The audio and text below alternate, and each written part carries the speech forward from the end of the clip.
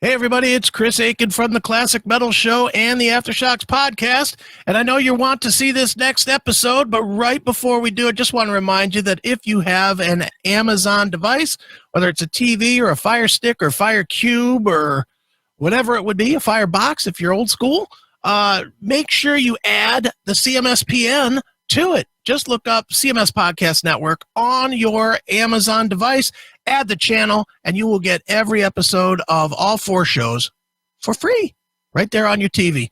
Make us part of your TV viewing every single day and night, all right? It's the CMS Podcast Network, cmspn.com, and it is now on Amazon. So get it, all right? All right, here's the episode you came to see.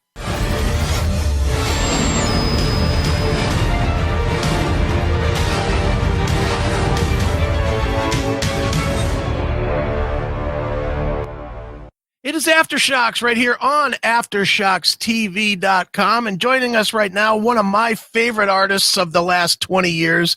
I have been a huge fan of this band forever and ever, it seems like at this point. And I'm very glad to welcome them back once again. They have a brand new release, which is not surprisingly awesome, I guess. It is Escape of the Phoenix. And joining us right now, it is Evergrey's vocalist. It is the one and only Tom Englund. Tom, how are you, sir? I'm good. How are you? I'm great, man. Tom, I'm gonna take you before we start talking about the new record. I'm gonna see if your memory is as good as mine. Probably not. This would have been about whenever Inner Circle came out, 16 years ago or whatever, 18 years ago. But myself and my radio partner at the time actually brought you into a little tiny recording studio in Cleveland to do a fan acoustic set with like 10 fans, and it's still one of those things that I play here on the show every now and again, man, because really? Yeah, it was just such a cool. It's just a little 3-song thing, but you guys could not have been cooler, man. With 10, you treated 10 fans like you were playing in front of 10,000, man. It was such a good time. Well, 10 is the most people we had at a show ever, so it doesn't make a difference. Well, I know that's not true. I do remember this. It was me and Rickard, right? Right. Mm-hmm. Yeah, so we were on tour with In Flames or something like that. I think so. Yeah, absolutely. Yeah. Cool. Yeah, it was just a good time, man. And it's not that I needed. Right at that point is when you had hooked me in with Recreation Day and then Inner Circle, and I personally have been along for the ride, and it's been a great ride, and it continues to be a great ride. I'm just going to tell you up front, love Escape of the Phoenix, man. It's a great record. Yeah, thank you so much. Yeah, I mean.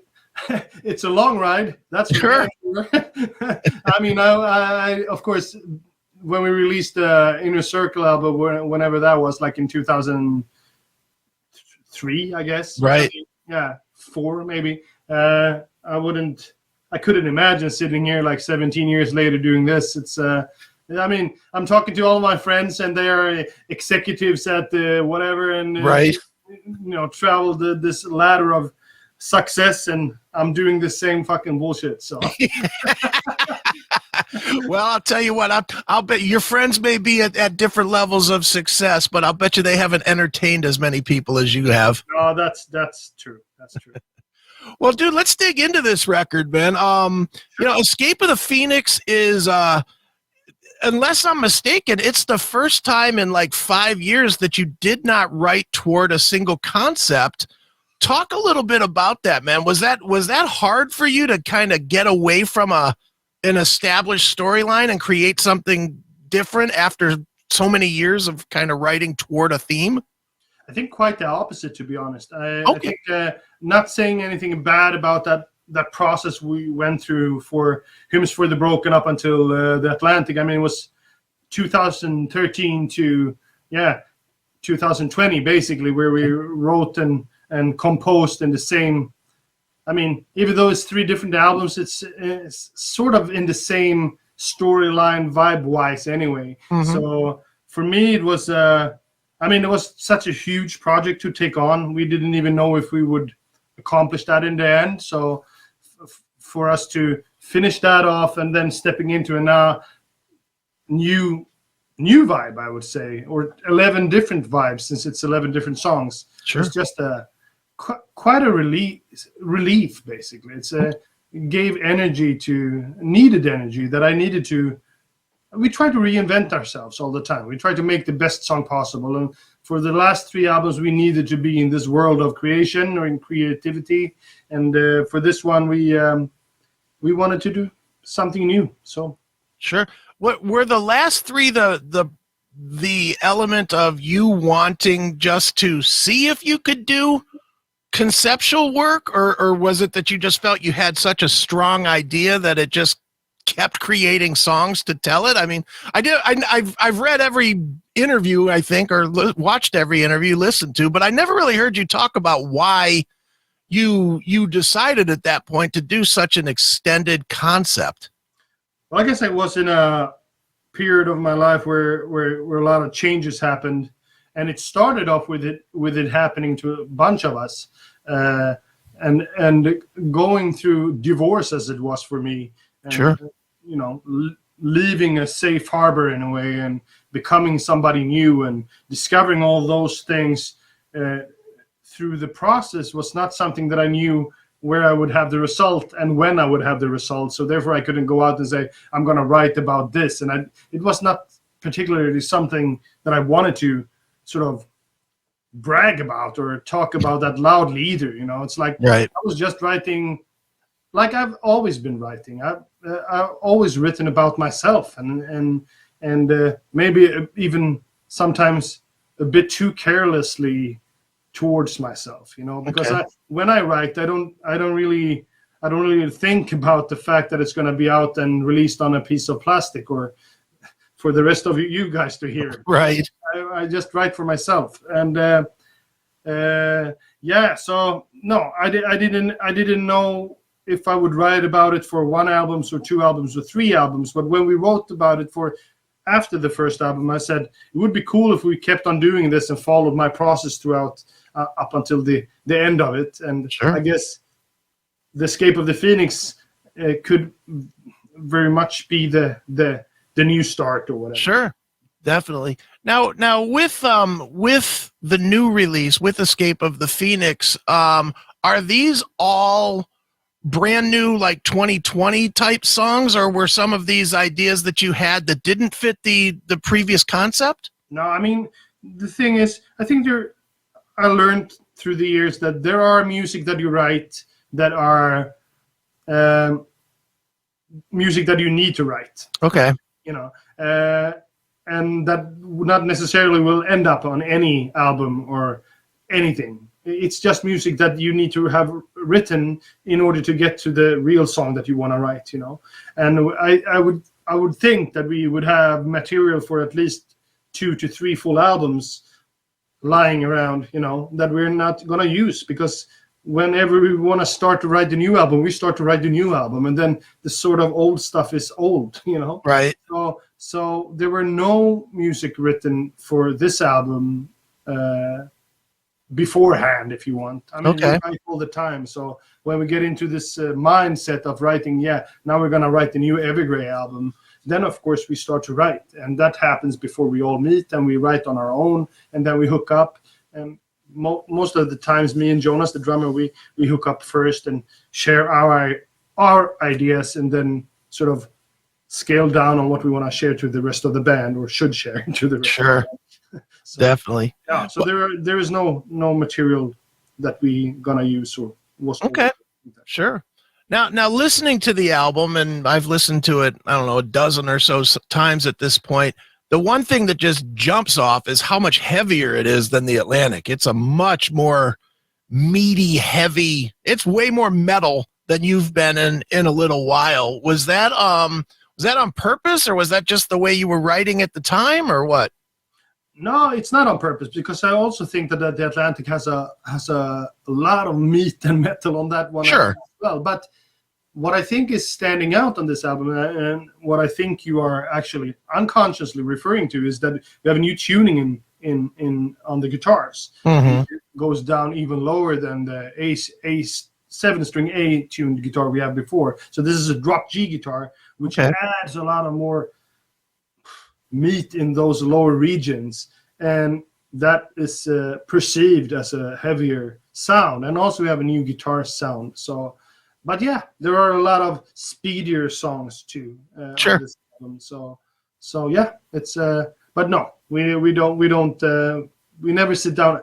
The only thing I think that we have said throughout the years is that let's write an album that is great to play live. That we have said for each and every album, and it never happened. So sure. Yeah, and you've definitely accomplished that this time. I mean, the first taste that you gave people, Forever Outsider, very heavy tune, very good tune. Talk a little bit about not only the song itself, but why was that chosen as the first song to introduce people to the album with? Honestly, this is the first time we haven't chosen any of the songs to be either videos, lyric videos, or first singles or whatever. We have left all of that to the label because we figured we have 11 songs that we are equally proud of, and we can't see any sort of... We couldn't find a reason to release one song before the other, So we said to our German label that, hey, dude, you decide. We don't want to bother with it. So, but speaking about that song, it's actually the first song that we did finish for the album. Okay. It was quite fun in that aspect because it was an idea that came from Jonas, the drummer. He also plays a lot of guitar. And then I brought in the chorus to it. And then it sort of, with all of us in the room, then it becomes a Evergrey song. But yeah, it's a very heavy guitar-driven track. Sure. Were you comfortable giving that up? Because you personally have pretty much handled every aspect of Evergrey since day one. Was it comfortable to let somebody else make the decisions? And were you comfortable with the decisions they made? If I would have had an album where I knew that we have 5 songs that are exceptionally great and 6 songs that are they're good album tracks, then I would have had a problem with leaving it to them. But as I said, for this album, each and every song we could have made a video for, to be honest. Sure. Of course, Eternal Nocturnal from a label perspective is the most commercial song a band like Evergrey could make, and then it's even better that I didn't make the decision. So right. Sure. You say that, but I might argue with you that the current single, When August Mourns, is much more catchy. It's got that kind of a gallopy sound to it. And it's, that one may be more catchy to lure new people in. And that's the great thing. And hopefully, if you work as a record label, you have some sort of grip of the situation. And sure. Know what the hell you're talking about. I'm not that sure, but, so, yeah. It's 2 different types of songs, which is good to, as you said, to bring the most people in. That's what we want. That's why we're here. So sure, definitely. Now, you guys are no different than any of the rest of us with this pandemic, and the pandemic has, really changed everything. How did it change? You obviously wrote this record, I believe, during the pandemic. How did it change creatively for you guys, and how has it changed just because you were stuck at home instead of doing what you normally do, the festival circuit and the, playing shows and whatnot? I mean, it sounds arrogant and a bit obnoxious, to be honest, but for us, it's been a blessing, to be honest, because this was already scheduled for us. We had all of the things lined up as far as having 3 months to write the album, or 4 to 5 months, and then record it and whatnot. So for us, it was just lucky that it happened during this period of time, because, as you said, we didn't have to travel to the US or Brazil or and don't get me wrong, we love to do those things. Sure. But when you're in the creative process, I also love to do that, and usually you don't get to do that only. You have to be in and out of this world, and this is a result of what happens when we get to do what we want to do all the time. So yeah, for us, it's been a peace of mind album, and not the Iron Maiden one, but certainly. Now, one other thing about Escape of the Phoenix, you guys got James LaBrie to come on The Beholder.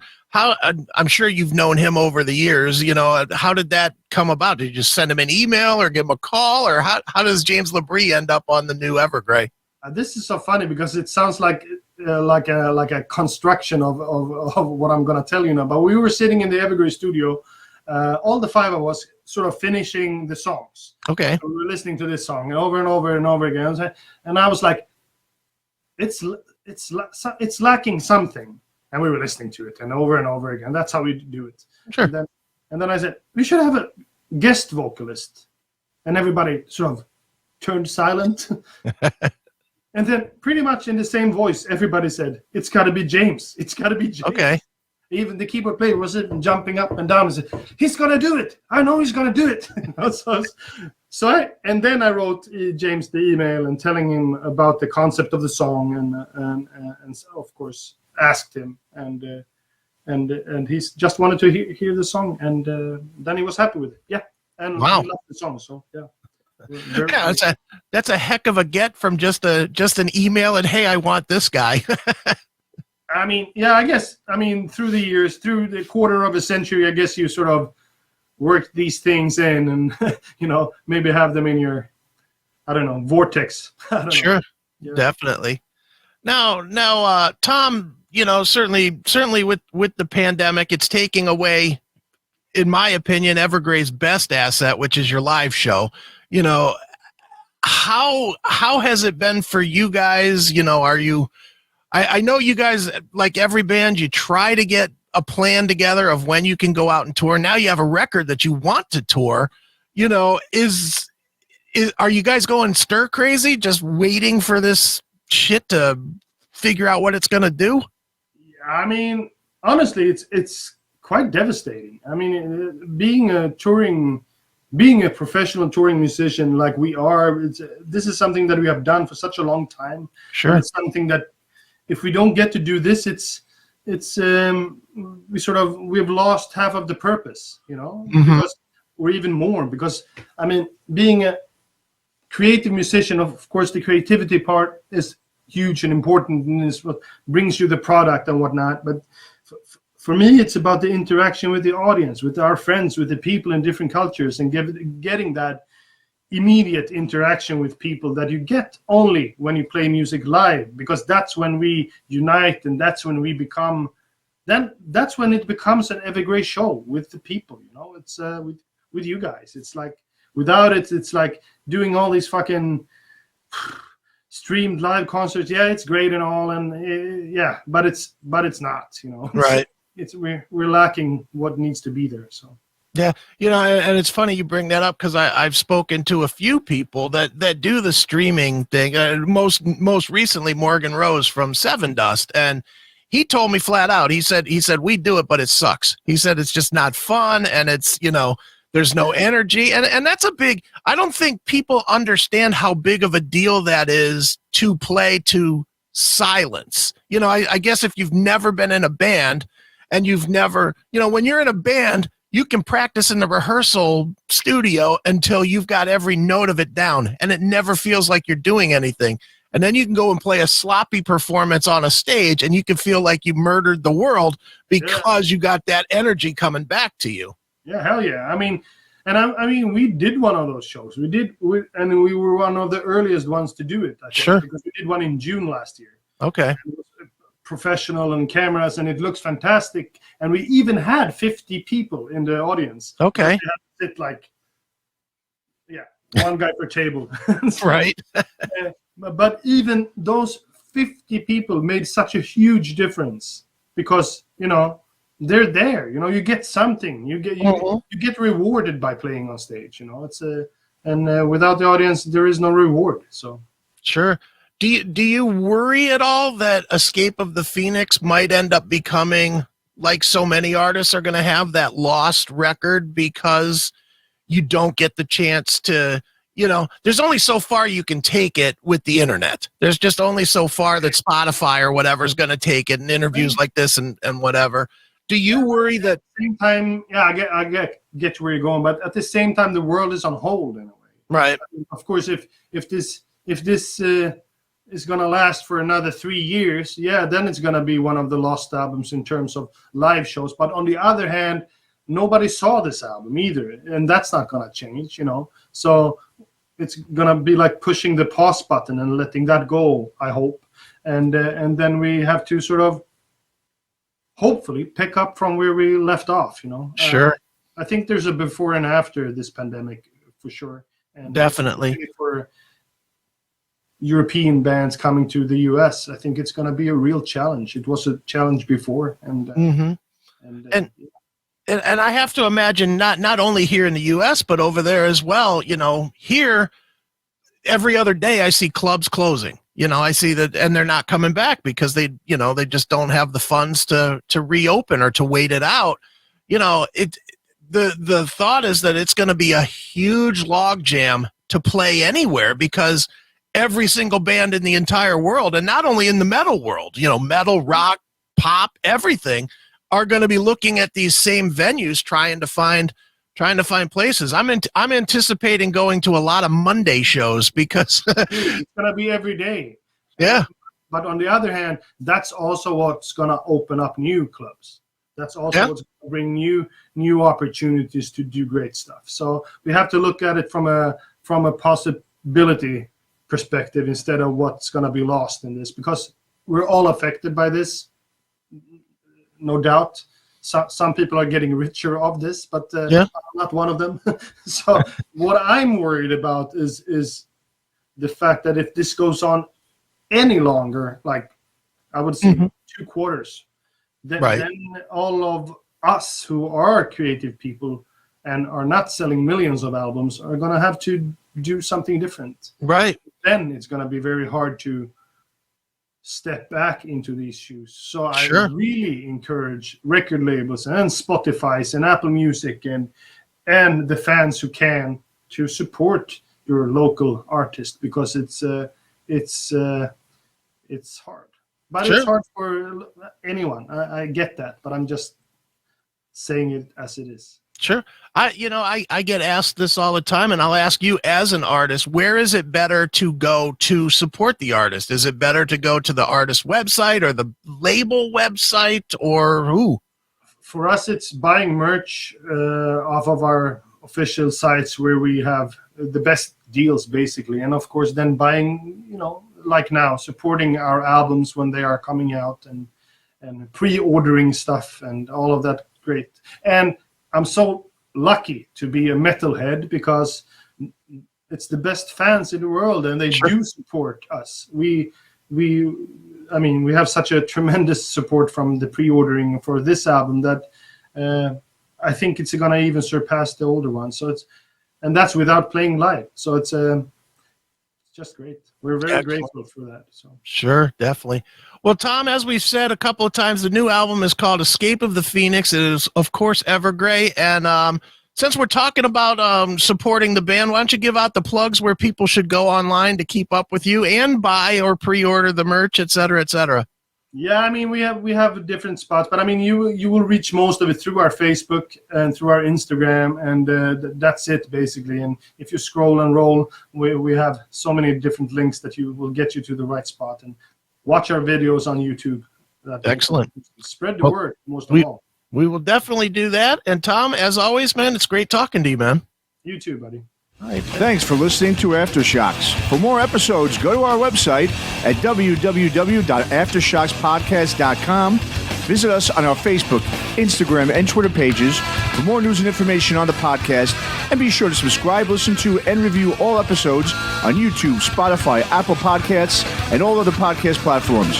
For your music listening pleasure, visit our website or go to www.shockwavesradio.com. For all comments and questions, please email us at info@aftershockspodcast.com.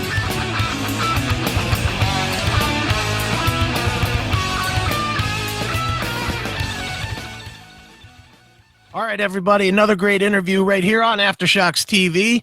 And before we go, just want to remind you one more time, make sure you get over and subscribe to the CMS Podcast Network, cmspn.com. You can watch, you can listen, you can subscribe. to everything that we do. Not only us, but the Classic Metal Shows, Shockwave Skull Sessions, Talk to Me. It's all there. One site. Get 4 great shows. Never have to do anything again but be entertained. So check it out. CMSPN.com, CMSPN.com, CMSPN.com. Until next time, folks.